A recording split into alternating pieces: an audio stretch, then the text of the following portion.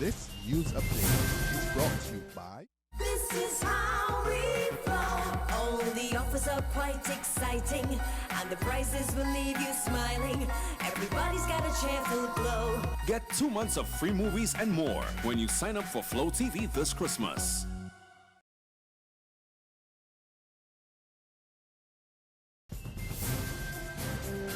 This is the Barbados Today Afternoon Update for Wednesday, December 23rd. Thanks for joining us. I'm Fernella Wedderburn. The case of Dr. Maria Agard versus the Barbados Labour Party was today adjourned until next year. Justin Alston-Arlene adjourned the matter to April 7, 2016, just 30 minutes after hearing the matter in Chamber Number 11 of the Supreme Court this morning. Dr. Agard's lawyers, Hal Gollop and Lynette Isman, told the media that the defendants had asked for an adjournment to put their house in order. A number of preliminary steps have been taken to set the matter in motion, and it has been adjourned by consent to the 7th of April 2016. This is a matter which, as I understand it, has been made under state claims. I do not see any bar to the matter being heard in open court, but I will always be advised about that by the presiding officer. But all court matters essentially are public matters. I don't see why this one should be any different. The BLP's team of Amir Motley and QC's Roger Ford and Leslie Arlene had little to say when they exited the Supreme Court. I learned very many years ago from Jack there that you argue a case once in court. When that chance comes, our lawyers will argue it in court. Let me just say, I really thought you were coming to give voice to the fact that the people of St. Joseph have not had water for the last 8 days, and that the children are home on vacation, and that the circumstances are truly dire, and to ask why is it that the Water Authority has not put a 24-hour cycle in place for the delivery of water to the distressed communities in St. Joseph and St. Lucie. And if you weren't coming to ask about that, I thought one of the others might come to ask about why the National Housing Corporation staff have not been paid, with tomorrow being the end of shopping for Christmas. Minister of Commerce and Industry Donville Innes is raising concerns about excessive spending during the holidays, and he's especially worried that Barbadians are putting way too much emphasis on the commercial aspect of the season and too little focus on the family with Christmas just days a week. It's still too much about commerce.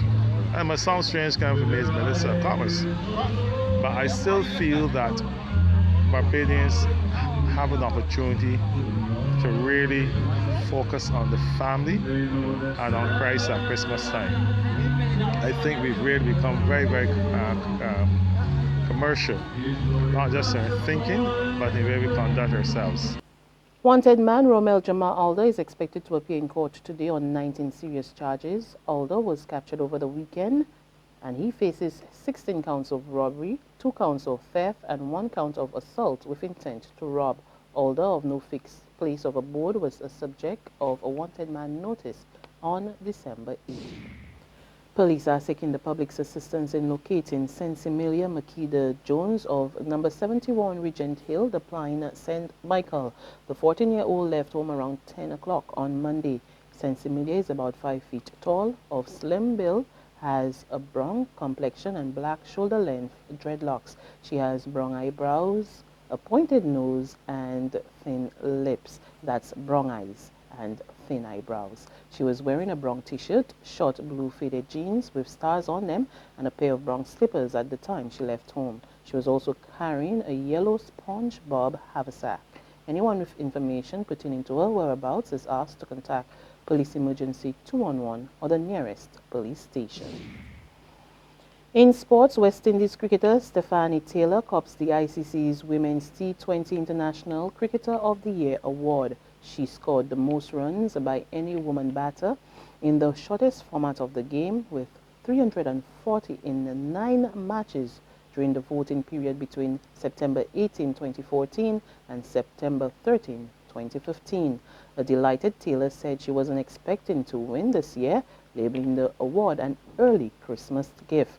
She dedicated it to her teammates, who she says have been very supportive throughout her career.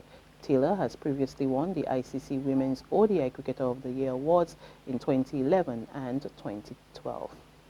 Australia's Megan Lanning was awarded the ICC's Women's ODI Cricketer of the Year. Now, in the men's category, Australia's Steve Smith copped the coveted Sir Garfield Sobers Trophy as ICC Cricketer of the Year and ICC Test Cricketer of the Year, while A.B. de Villiers of South Africa was awarded ODI Cricketer of the Year. Look, obviously completely surprised by it, very humbled. I guess you don't think about these awards and these I guess accolades. You just want to go out there and do the best you can for your team to try and win as many games as possible, and I guess to be recognised I guess as the best player for this year above some I guess unbelievable talent around the world. It's very humbling and it's an honour. There's regional and international news after this short break. Secure your future, be financially strong. Since 1983, we have been there for you. A smart range of products, great tax benefits. We're the solution to your hopes and your dreams. The Barbados Workers Union Cooperative Credit Union. The Barbados Workers Union Cooperative Credit Union. Humble beginnings to smart loans, smart savings. Save smart and borrow smarter, that's the move for me. Stability, prosperity, we're the solution to your hopes and your dreams. The Barbados Workers Union Cooperative Credit Union. The Barbados Workers Union Cooperative Credit Union. This is how we flow. Oh, the offers are quite exciting, and the prices will leave you smiling.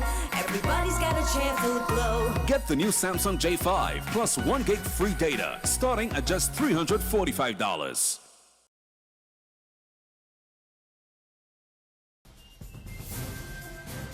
We pick up with news from the region. St. Vincent and the Grenadines' main opposition New Democratic Party says it will end its boycott of the new parliament.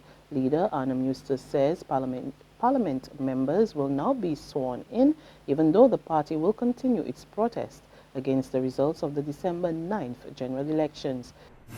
I have also previously stated that I, along with other elected members of the NDP, will refuse to be sworn in. However, I'm legally advised that decision could lead to the loss of all the seats that the NDP now holds. And therefore, on the basis of that, we will now be sworn in. We do not wish at this time to take the action and endanger the seats that we currently hold. This must not be viewed, as some would want to, as a sign of weakness, but must be seen as a strategic move in the interests of and for the benefit of all. I want to reiterate that we do not accept the election results, and that we will continue robustly and unflinchingly with legal and other protest action. And finally, at least 13 people, most of them children, drowned when their boat capsized at sea between Turkey and Greece. Another 15 people were rescued off one of the Greek islands, but one person is still missing. The tragedy comes a day after new figures showed that the number of migrants and refugees crossing illegally into Europe by sea and land had passed the 1 million mark. And that's our Barbados Today afternoon update, but join us again this evening for the very latest. You can also visit our website at www.barbadostoday.bb for more news and sports. Also, subscribe to our e-paper, our email updates, and like us on Facebook. We're also on Izumi Media in bus terminals or screenplay at supermarkets and gas stations near you, as well as Channel 101 on Flow TV and Mix 96.9 FM. I'm Fernella Wedderburn. Do have a good afternoon.